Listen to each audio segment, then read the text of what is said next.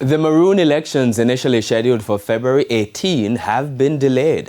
The incumbent in Accompong says Hurricane Melissa is to blame. Antonia Atkinson has details in this report. In a statement issued on his Instagram page, Maroon chief Richard Curry announced that the delay is to facilitate the proper execution of the process. The Accompong elections are constitutionally due every 5 years on February 18. However, the statement noted that due to the impact of Hurricane Melissa, the process of enumeration was delayed as several residences were destroyed. This has led to the displacement of residents across Maroon districts as recovery efforts continue.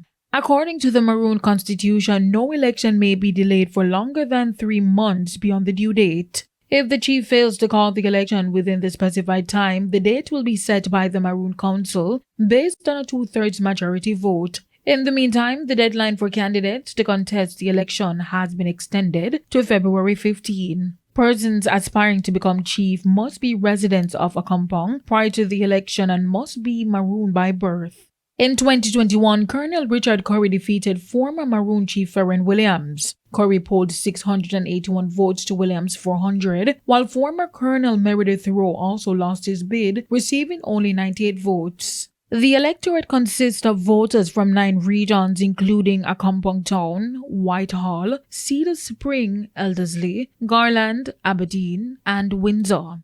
Antonia Atkinson, TVJ News.